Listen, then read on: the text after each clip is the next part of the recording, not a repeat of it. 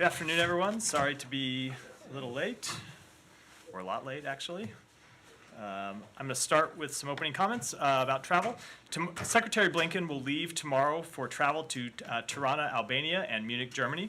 This will be the Secretary's first trip to Albania, and while there, he will reaffirm the strength of the United States' relationship with Albania. Albania has been a strong voice in support of Ukraine's defense of its sovereignty and freedom against Russia's brutal aggression. Albania was a principled leader during its tenure on the UN Security Council and as the 2020 OSCE chair, and is a key partner for stability and progress in the Western Balkans. The Secretary will then travel to the Munich Security Conference as part of the delegation led by Vice President Harris. While in Munich, Secretary Blinken will hold bilateral meetings with global leaders and underscore the importance of the enduring U.S. commitment to the NATO alliance. The NATO alliance has secured a historic peace for both the United States and Europe for the past 75 years and is helping the United States maintain an edge over our adversaries for the future. The Secretary will also reaffirm the United States' enduring support for the people of Ukraine, continue discussions with partners on how to achieve lasting peace and security in the Middle East, and highlight our steadfast commitment to transatlantic security. We will have more announcements about his individual meetings in Munich over the course of the trip. And with that, I will take your questions. Humera, you want to start? Hi, Matt. You're in a different seat today. I didn't know people were allowed to change seats. I think we can have some mobility. You're not allowed. Here. You can only sit there. I'd be confused. And Matt is not Eric, here, so I just I wanted noticed, to. yeah. I just wanted to ask a little bit about UNRWA, given that the supplemental passed in the Senate, although we know it has a long way in the House and all that. But there is a provision has been added recently, basically barring United States from resuming its funding for UNRWA. I just want to sort of a little bit do fact checking. Does that mean that the question of whether or not the United States will resume its funding to UNRWA when and if the investigation is concluded is in a way irrelevant? And this provision makes it almost impossible for the administration to resume its funding for the agency. So I think it's hard to answer the question because the high degree of uncertainty that you kind of got it at the intro to your question, which is this is a law that has passed one chamber of Congress. We don't know what will happen in the House, but as you heard the president just say, we very much urge that that the House take up the legislation and pass it. That being said, we don't know what the final provision will be, but of course we will comply with the law, whatever it ultimately looks like. But the way the provision has been added, it looks like there was quite a lot of bipartisan support from Congress. So do you think that that would mean even if this supplemental fails, there's going to be another legislation and this provision will likely be put in there? How concerned are you basically that the administration by law will be barred from resuming its funding for UNRWA, and what alternatives are you looking at? So I just don't want to get into trying to speculate about what Congress might do. As you know, that is always somewhat of an unpredictable situation, and I think it's an incredibly predictable situation right now if you just look at the back and forth over this very piece of legislation between the House and the Senate over the past few weeks. I will say, as a general principle, we support the work that UNRWA does. We support delivering humanitarian assistance to the Palestinian people in Gaza. The United States has been the largest funder of humanitarian assistance to Palestinians, and we expect to continue funding humanitarian assistance to Palestinians. We, of course, have suspended our funding to UNRWA while the investigation is ongoing. We don't know what Congress ultimately will do, but we will explore any and all available alternatives to ensure that humanitarian assistance can continue to flow from the United States to innocent civilians who need it. And are you already looking at those options like rerouting this money to alternative like humanitarian organizations on the ground, and are you encouraging other countries to resume their funding or even like increase their funding? I don't want to get too much into internal deliberations, and I certainly don't want to get into the conversations that we're having with other countries. As you know, we have suspended our funding. I know other countries have done the same. I know we've done that in good faith because we think it's important to see the results of the investigation, and it's a legitimate thing for other countries to want to wait and see the results of the investigation and how UNRWA responds to that investigation as well. But of course, we are always looking at all available alternatives. We see the legislation that has passed in one branch of Congress. It is certainly possible that could pass through another branch and ultimately be the law. So of course, we look at all available alternatives because, as I said, it is our priority to ensure that innocent civilians in Gaza can continue to get humanitarian assistance from the United States and from other countries who want to provide it to them. Okay, final thing is like the end of February is a critical date for UNRWA. So do you have like anything concrete planning towards that date? It's not too distant in the future. As I said, we are engaging in conversations with the United Nations and with our international partners about the importance of ensuring that humanitarian assistance is not interrupted. We'll continue to do that. There's nothing I can provide you in terms of specifics today, but those are conversations that are ongoing. And I would also say this does highlight why it's important that the United Nations investigation proceed as quickly as possible because of this very real challenge. Could I follow? Yeah, go ahead. Suppose that the investigation comes satisfactory and so on. Will the U.S. make a commitment that it will continue to? So, Saeed, whenever you start a question with suppose, it's like starting a question with Okay, if. You get to a hypothetical, I don't want to engage with a hypothetical. We will wait and see Well, what I mean, the. you are Hold on, waiting- you are waiting for the result. let me just finish my answer. We will wait and see what the Right. results of the investigation show, and importantly, Right. how the United Nations and how UNRWA respond to the results of that investigation. That is as important. Right, But both the backward-looking aspect of it, Okay. the backward looking aspect of it is important. So is the forward-looking aspect in terms of how they respond, how they impose accountability for any Right. employees who are shown to have engaged in wrongdoing, and how they put in place any measures to ensure this can't be repeated in the future. Okay. Now, we know that UNRWA is not only in Gaza. It is in the West Bank. It is in Jordan. It is in Lebanon. It is in Syria. I mean, it takes care of millions of Palestinians. I mean, do you see an alternative to UNRWA after, so many decades of being there, knowing exactly what to do, making sure that Palestinians in these awful refugee places are able to eat and go to school, get medical care? So, Saeed, we support the work that UNRWA does. Right. So You're the biggest donor. I want to make sure that is very clear. Yeah, We you support- are the largest donor. I know, we support, that is exactly right. And that is why we think it's so important that they conduct this investigation. And that is all, I mean, this is just kind of, we're speaking with this in relation to UNRWA, but this is always true when you see credible allegations of wrongdoing at any organization, whether it be a government entity, whether it be a nonprofit, whether it be a private corporation. It's important that that organization take action to ensure that people are held accountable, that they implement reforms if necessary, and that is all the more true at an organization that depends on funding from donors, as UNRWA does. Okay, but I don't want to belabor the issue. I Please mean, do. Obviously, that you. Yeah, okay, I will belabor the issue. Don't say things that aren't true, Saeed. Okay, I mean, so, exactly. But this is the thing. I mean, we are all expecting this investigation to conclude, and this investigation either can conclude positively or negatively. They say, okay, this is it. We are going to take one measure, 1, 2, 3, 4, 5 measures. So at least hypothetically, if you allow, if and when, I mean, one would expect that the results would be satisfactory to all the donors. If they are, then one should expect that UNRWA would continue to function.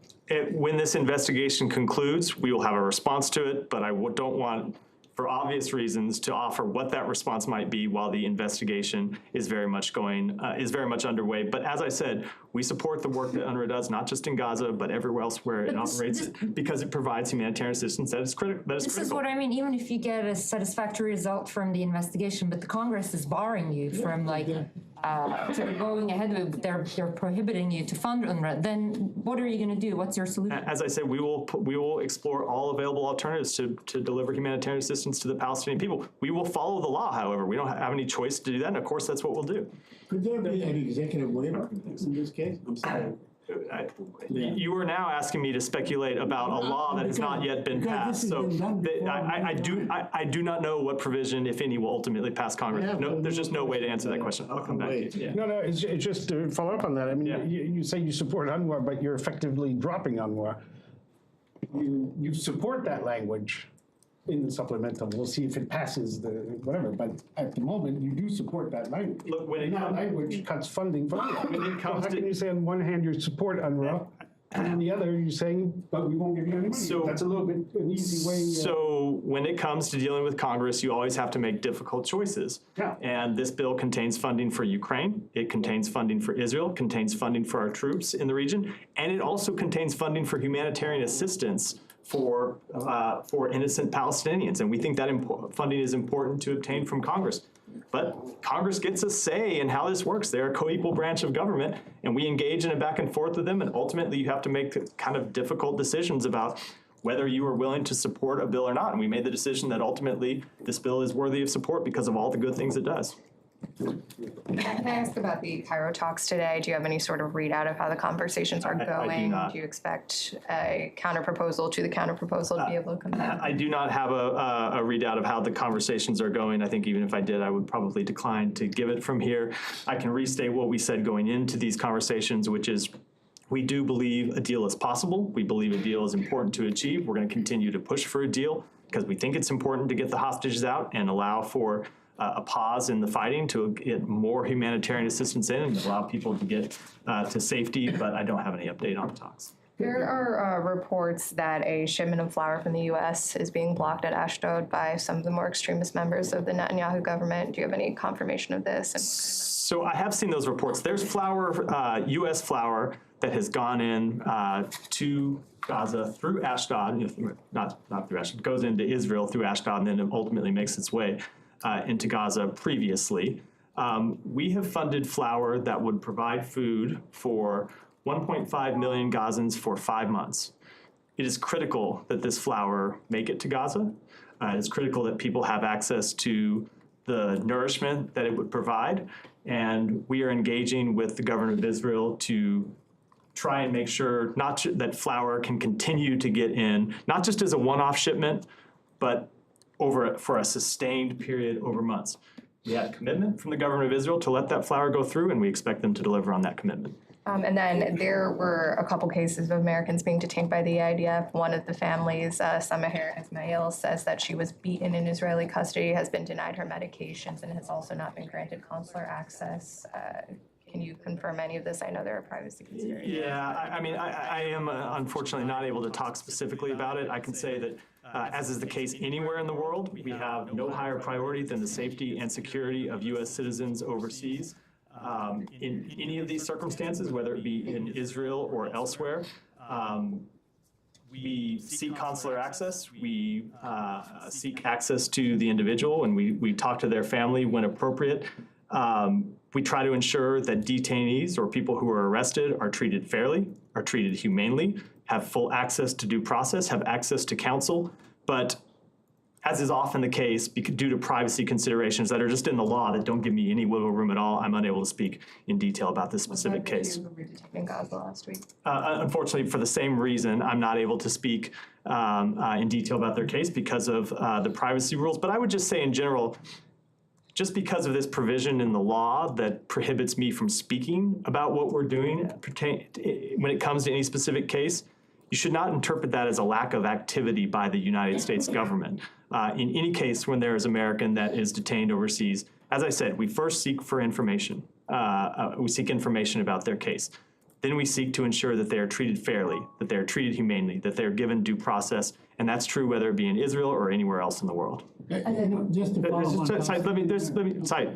Don't interrupt. Please don't interrupt your colleagues. Yeah. On the same trend, Yeah, there was just another take a beat. American who was reportedly shot by Israeli forces over the weekend, an American teenager.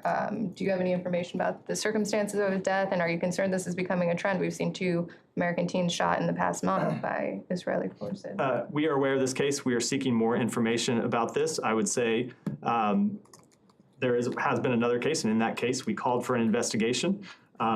There is an investigation that's ongoing, and in that previous case, what we've said, and I would reiterate today, is if that investigation finds that there should be accountability, we expect there to be accountability.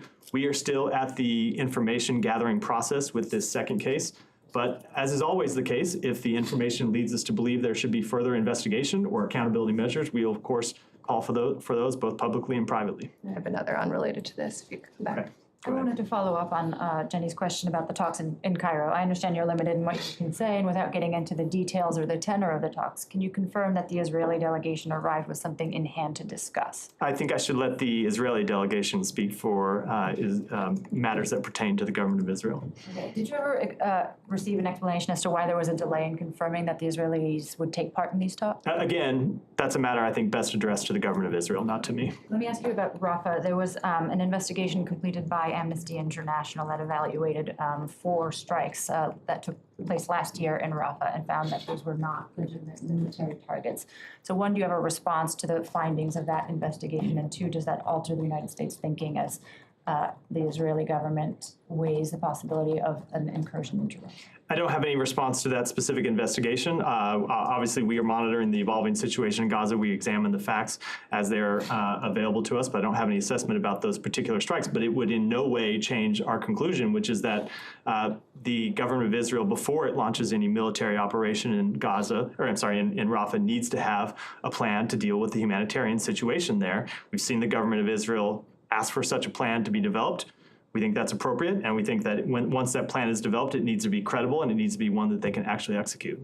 To confirm, you have not yet heard back on a plan that is credible or executable from. No, it's my understanding that the government, that I think the Prime Minister only directed the creation of this plan Thursday, Friday, so no. One more, the status of the UN mission that the Secretary of State announced over a month ago now. Is it any closer to happening in northern Gaza? What prospects do Gazans have to return to their homes in the north? So we want that mission to happen as soon as possible. The initial steps of it happened a week before last, which was a 2-day reconnaissance mission that went into northern Gaza. That reconnaissance mission had been delayed because of fighting on the ground in northern Gaza. They were able to get in, not see all of northern Gaza, but see parts of it, and then made the decision that it was not safe for the full-blown assessment mission to go forward. We want that assessment mission to go forward as soon as possible. We're engaged with the UN about how it can go forward, whether it goes and surveys the entire north or whether there are places that they can go that is safe. This is not just a question of unexploded ordnance, although that's a real question, but it's a question of actual live fighting going on the ground in Gaza. As I said previously, there are Hamas fighters that had gone underground, and in this case, I don't mean necessarily legitimate underground in the tunnels, but had gone underground, have now come out and have resumed fighting and resumed taking shots at the Israeli military. We want to see this UN mission happen as soon as possible, but I think it's in everyone's interest, including the UN's, that the mission be safe and that people be able to conduct the mission without being put in harm's way themselves. And so we'll continue to engage with the UN to try to get that off the ground really just as soon as we can. Just to confirm, I mean, from the U.S.'s perspective, from what you know about the mission and the circumstances on the ground, there's no near-term prospect for Gazan civilians to return to their homes.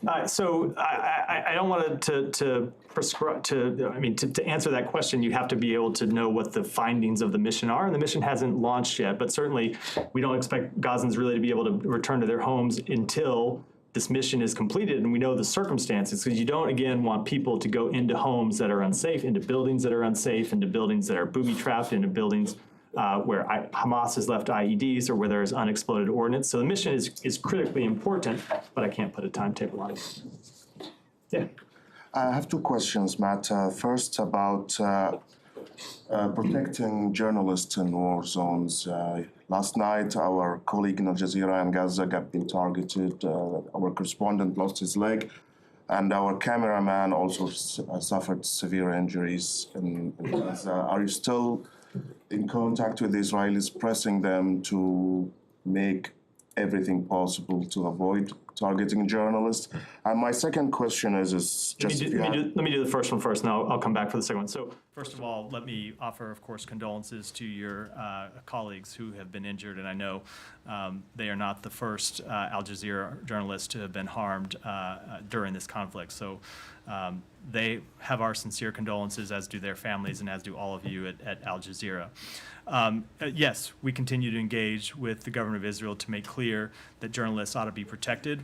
We understand, of course, that this is an active war zone. Journalists are doing are putting themselves in harm's way to bring us the truth, and we support their work in bringing us the truth, and we want to see that they're protected to the maximum extent possible. So go ahead with your second. My second question, if you have any comments on what Borrell was statements yesterday or day before yesterday when he said that if the United States wants to see or to minimize civilian casualties in Gaza, they should stop supporting Israel with arm shipments or with armed ammunitions. And he compared that to what the United States did in 2006 in the war in Lebanon, when they put a pause on supplying Israel with arms and ammunition. So just as a factual matter, I've checked with people here about the pause in 2006, and no one is aware of that actually being the case. So just as a factual matter.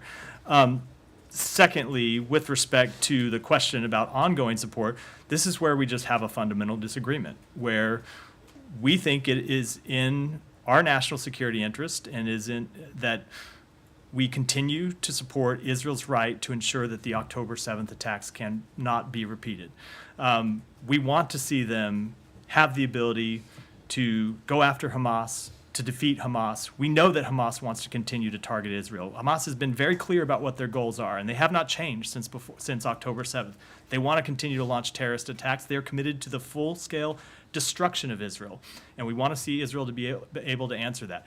We want to see Israel be able to answer the attacks from Hezbollah in the north. We want to see Israel be able to deter attacks from Iran and malign activities from Iran, which continues to fund other proxies that are hostile to the state of Israel. So that is true. And it's also true that we want to see Israel do more to protect civilians from harm. And so I know sometimes it is difficult for people to understand that two things can be true, but those are the two things that we believe in. And so the obvious tension is trying to ensure that Israel can accomplish that first objective while doing everything in its power to ensure that civilian harm is minimized. And so we engage with them on that second question, offer them ideas and expertise and ways to minimize civilian harm. We have seen civilian deaths come down from the levels they are. They are nowhere near where they should be. They're still far too high. There's still far too many Palestinians that continue to die. It's why we continue to engage to try to achieve a humanitarian pause, and why we continue to work to try to bring a durable end to this conflict, and that's what we'll continue to do. Yeah, go ahead. Moving to another region, Yeah. but Senegal, could you speak to us a little bit about that in the sense of how you perceive things? The internet has been cut again. The protests are getting actually deadly.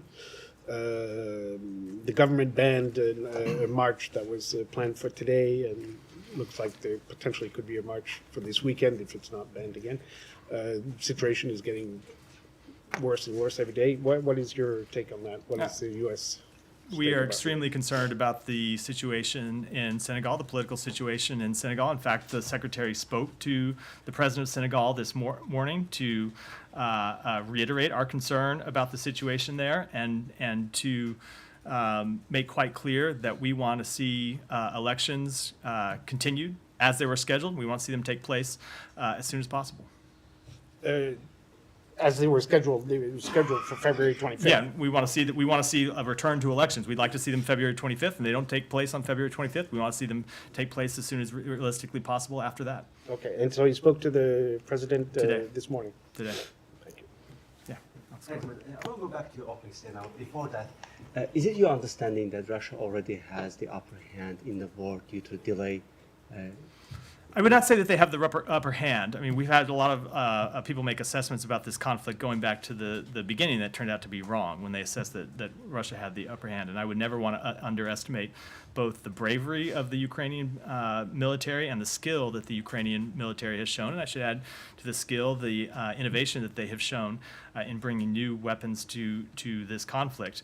But we have already seen an impact because of Congress's failure to act. We have already seen shortages on the battlefield. We've seen depleted stocks on the battlefield, and that has affected the Ukrainian military's ability to answer the ongoing attacks from Russia, and it's why we think it's so important, and it was why you just heard from the president in the last hour that the House act as soon as possible without delay to pass the funding request that the president put forward.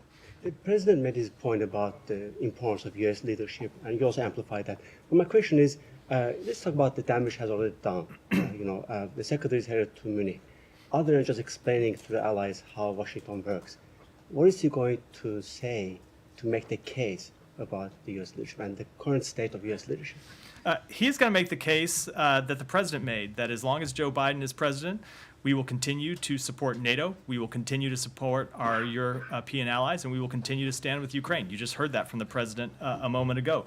And I think you will also hear him say what I said from this podium yesterday, which is that one of the hallmarks of this country is our enduring bipartisan support for NATO. If you look at polls, and you don't usually do polls from this podium, but this isn't a political poll, it's an issue poll, there is broad, widespread support from the American people for NATO. There is also broad, widespread support for NATO in Congress, and we expect that support to continue. I have two more, if I may. Can I get your comment on Russia's decision to put Estonian PM and other Baltic leaders to blacklist? Let me take that one back and give And you an finally, answer. on Azerbaijan Armenia, last year the secretary, when he was in Munich, he put together a trilateral meeting. Now there's a tension going on during the past 2 days. Is he planning to meet with the leaders, and also what is your reaction to what's going on? So we are concerned by the reports of deadly military-to-military clashes, which resulted in several casualties. We offer our heartfelt condolences to the families of those killed and injured. The use of force undermines negotiations. The only way to a sustainable peace is at the negotiating table. Any ceasefire violations should be investigated and properly addressed. As the Secretary continually emphasizes, the United States is committed to Armenia-Azerbaijan peace negotiations. And as it pertains to the Secretary's schedule, I don't think you were listening very closely to my opening remarks, where I said we will make further announcements about his schedule in Munich as we get closer to the date. Will Special Advisor Bono accompany him in the trip? I just don't have any further comments about who will be traveling or with whom we will be meeting while in Munich. Go ahead. Thank you. Circling back to the Gaza hostage negotiations, it's been reported that a major sticking point that's emerged is Hamas's demands that prisoners again be released as part of any deal, this time including individuals who have been convicted of very serious offenses. Would the U.S. see the release of any convicted terrorists as potentially detrimental to U.S. national security? You know, I just don't think I should negotiate from this podium about what is obviously a very sensitive and delicate question. So does that to imply that it's something that could be negotiated? It is not to imply anything other than that these are sensitive negotiations going on that do not just involve the United States, but involve the government of Israel, which is ultimately the country that would have to make that decision, as well as the governments of Qatar and Egypt. And I don't think I should say anything from this podium that could be seen in any way to impact those negotiations one way or the other. One follow. Does the U.S. still assess that Israel is negotiating in this as in good faith and that it shares the administration's interest in reaching a deal? We have seen public statements from the government of Israel that they want to secure the release of hostages. When we were in Israel last week, the Prime Minister reiterated that desire directly to Secretary Blinken, that it is a top priority for him to secure the release of these hostages. So yes, we do believe they're acting in good faith. Go ahead, Saeed. I just want to go back to Jennifer's question. I know you answered on the young Palestinian American that was shot dead last Saturday, Muhammad Ahmed Khadr. But like a month before, or less than a month before, another Palestinian American was shot dead. Tariq Abu Jabbar. Anything new on his case? I spoke. In fact, I spoke to that in her response. I said after that incident, after we gathered initial information, we called for an investigation. That hold on, Sai. Just let me finish. That investigation is ongoing, and we will wait to see what the results of that investigation show, because that's obviously appropriate. And if the investigation shows there ought to be further accountability measures taken, we will not hesitate to call for them. But does Israel have a good record in investigating the killing of Palestinian Americans? You know, Saeed, I want to wait. Before I speak to that, I want to wait. I do not want to prejudge the outcome of an investigation that is underway. Mary, you sound like you had something else. So just a few things on that. So you said if the investigation yields to some sort of wrongdoing, we will call for accountability measures. If it shows that accountability is appropriate, we will call for it. Right. So then it's again going to be the Israelis to take those accountability measures. I do not want to. You're asking me to go. You're asking me to go a little far down a hypothetical path that we are not yet. I understand what you're trying to get. I'm not. Understand like what exactly the accountability measure will be if there would be one. I do. There were two ifs there, and I do not. And they get back to the place. Hold on. It gets back to the place that I do not know what the investigation will show, so I'm not prepared to speculate on what our response because, might be. Because you guys are calling for investigations. There are now like a lot of different incidents, right? Some of them are involving American citizens. Some of them are Palestinians. There are like a wide range of video footage showing the detonation of a university, for example. So assuming that you have flagged many, if not all of these incidents and asked questions about the conduct here, you have a lot of possible investigations or at least questions asked to IDF. I guess what I'm trying to get at is what makes you think, what is the path to accountability here from the US side? How will you ensure the accountability? And what makes you think that given the cases of, for example, Shireen Abu Akleh, who was an American Palestinian journalist, what makes you think that there will be accountability? So we deal with the government of Israel in the same way we deal with every country in the world when it comes to treatment of United States citizens, which is when we see reports of U.S. citizens that have been detained, have been arrested, that have been killed, have been in any way potentially mistreated, we first gather information. If it's appropriate, we ask for a full investigation. If that investigation shows that there ought to be accountability, we call for accountability measures. I will also state that when it comes to activity in Israel, the United States has shown that it is willing to impose its own accountability measures when you think it's appropriate. You've seen us roll out visa bans with respect to extremist settlers in the West Bank. You've seen us impose financial sanctions when it comes to extremist settlers in the West Bank. So when it comes to accountability, it is always appropriate that the host government, the government in question, have the responsibility to take the first actions. That is the right, that is the responsibility that we expect any government to take. But we have shown that when we think more needs to be done, we are willing to take Right. further action. And are you satisfied with the answers and the level of response that you're getting from Israeli authorities and IDF when you raise these incidents? Are they like? So we're a little bit mixing apples and you're mixing No, a little it's bit. just like- it's a- Hold on, it's a side just thing. to Like, say, I'm you're just- mixing consular issues and actions No, in Gaza, not which consular are. issues necessarily. No, I'm just I trying to know, get a but there's a- sense of like how responsive they are when you raise these issues with them. We have the ability to get answers from the government of Israel when we raise them. Right. And my final thing is Chris Van Hollen, Senator Chris Van Hollen, in his floor speech, accused Israel of, quote, textbook war crime, quote, in remarks detailing a lack of access to food in Gaza, which gives me another excuse to ask a previous question from other briefings. Is there any ongoing atrocity determination process within this building looking at whether there's been breaches in Israel's, breaches of international rules of war in Israel's military conduct? So as I've said before, we are monitoring the evolving situation in Gaza and are examining facts as they develop as part of our regular work and normal process. I'm not going to get into what the internal deliberations look like. We do seek to thoroughly assess reports of civilian harm by authorized recipients of U.S. Provided defense articles around the world, including under the Civilian Harm Incident Response Guidance, the CHIRG. We can't comment on the specifics of ongoing reviews, but as we have said before, we are reviewing incidents in the current conflict according to the process set out in the CHIRG. That process is not intended to function as a rapid response mechanism. Rather, it is designed to systematically assess civilian harm incidents and develop appropriate policy responses to reduce the risk of such incidents occurring in the future and to drive partners to conduct military operations in accordance with international humanitarian law. So you do have CHIRG processes looking into Israel's military conduct? We do. We ongoing. have said that before. Yes. Thanks. Janie, go ahead. Thank you, Matt.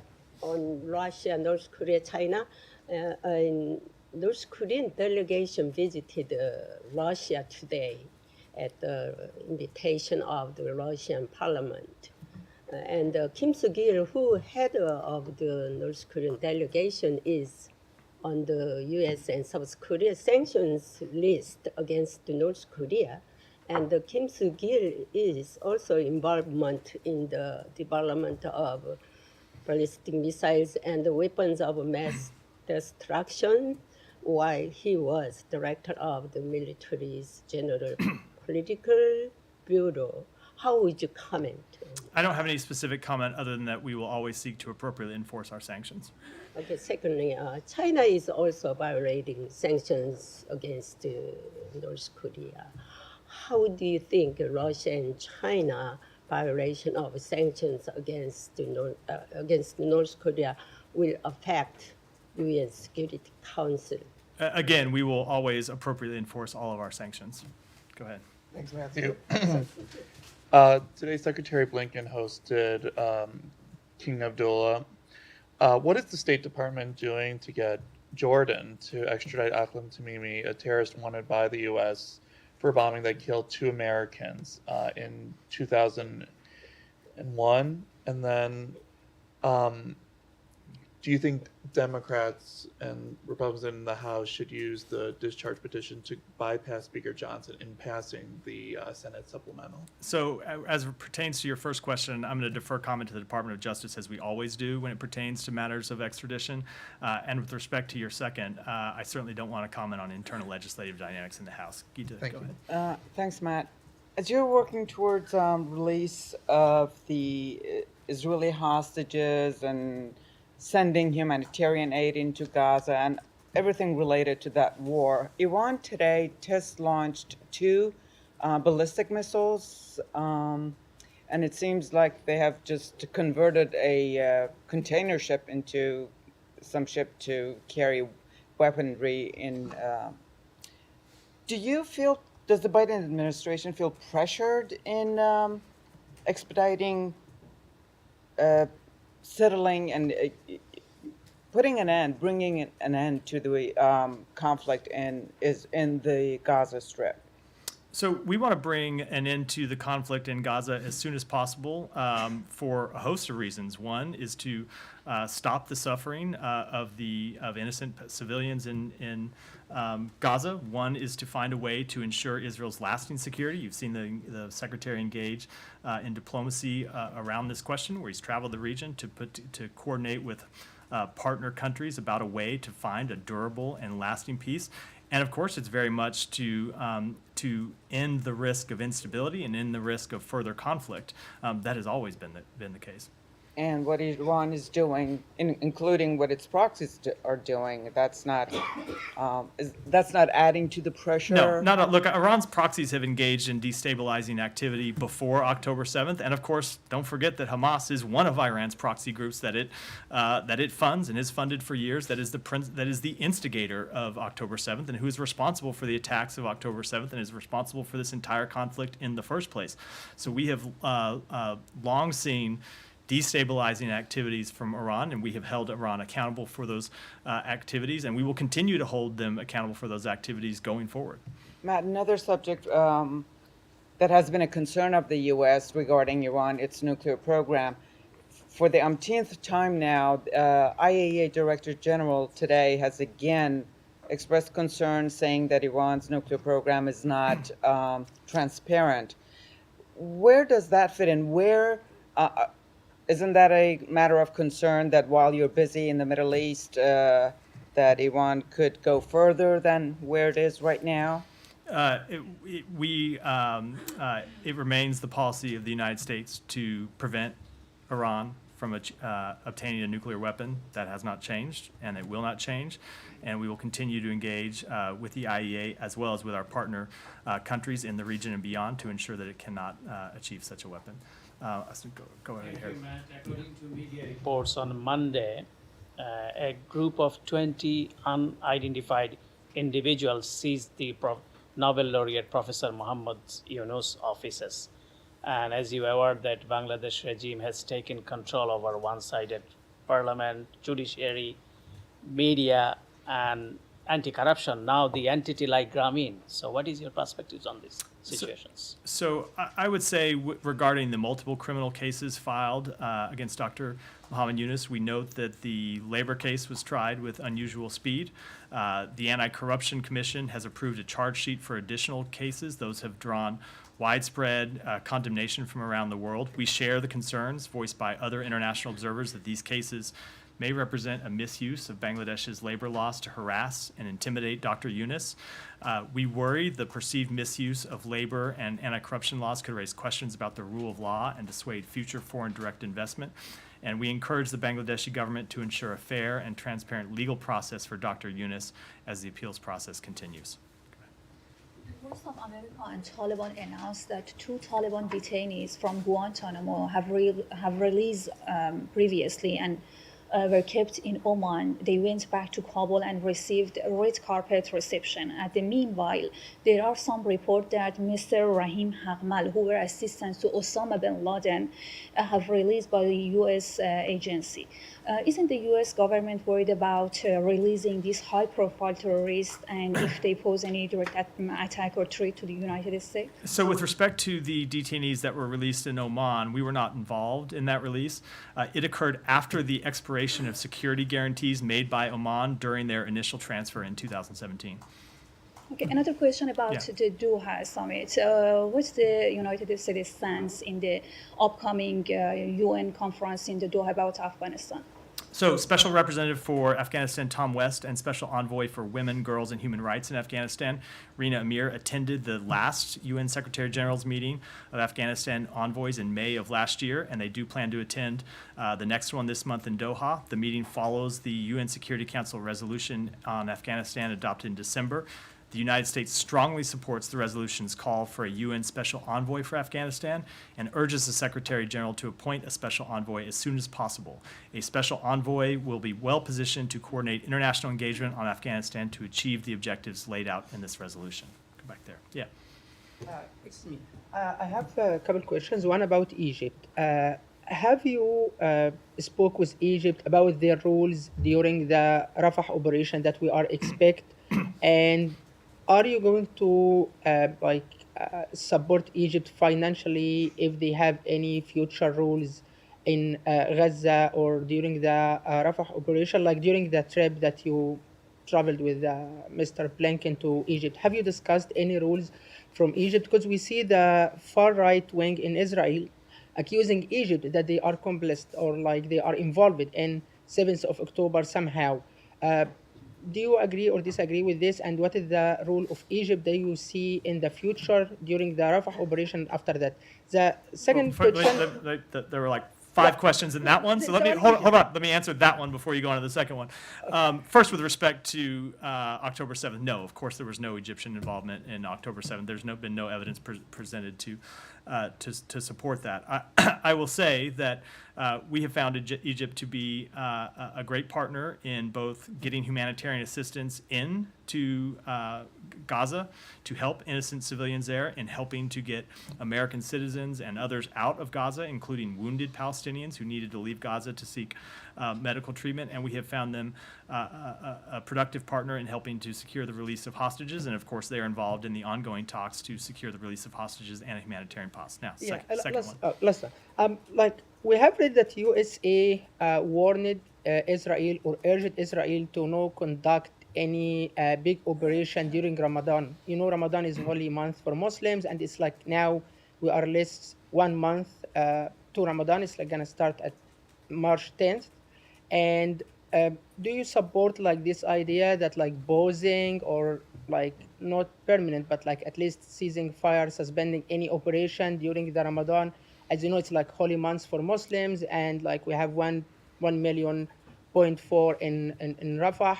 I don't want to answer that question about what may happen a month from now, because before we even get to that, we are trying to achieve a humanitarian pause and a release of hostages that would extend for some time, including through that period. So that is the goal that we're trying to achieve at this point. Jen, go ahead, and then we'll wrap. That he spoke with Paul Whelan yesterday. Do you have any more details about their call? Only in that it was, I think now the third, I may have that wrong, maybe he's had a number of calls with Paul Whelan, who of course is speaking from prison. He assured Paul Whelan, as he has in his previous calls, that we're with you. We have not forgotten you. We continue to work to try to secure your release, and we will continue to work to try to secure your release. It is the top priority, not just of the Secretary, but of President Biden as well. Can I follow up on what you told me yesterday about the proposals? Has Russia rejected them outright, these significant offers? The proposal that we, the last proposal that we spoke about publicly, they did not accept, and I think I don't want to talk in any further. that you haven't I don't spoken want to, about? I don't want to speak in any further. You should not interpret that one way or the other, but we decide when we're going to make things public, and we have not given you a further update. I'm going to wrap for today. Thanks, everyone.